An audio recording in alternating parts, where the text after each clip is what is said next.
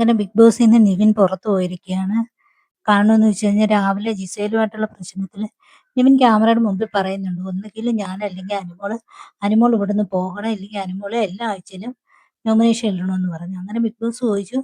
അപ്പം നിവിന് പോകാൻ താല്പര്യമുണ്ടെങ്കിൽ കതക് തുറന്നിട്ടിരിക്കുന്നു.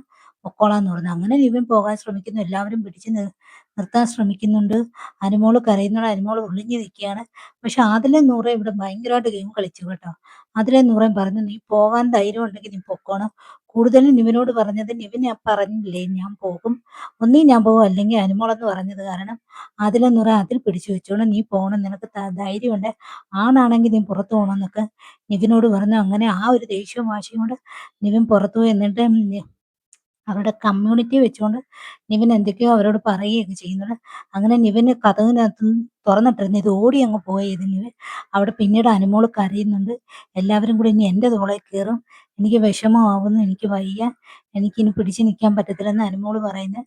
അന്നേരം ആദിലും നൂറയും വന്ന് അനുമോളോട് പറയുന്നത്, നീ വിഷമിക്കേണ്ട, നിന്റെ മേലെ ഇനി ആര് വന്നാലും ഞങ്ങൾ നിന്റെ കൂടെ ഉണ്ടായിരിക്കും, നിന്നോട്ട് ചോദിക്കാൻ. നിവിൻ പോയിട്ടുണ്ടെങ്കിൽ അതിന് കാരണക്കാരൻ ആദിലും നൂറയാണ്, അല്ലാതെ അനുമോളല്ലെന്ന്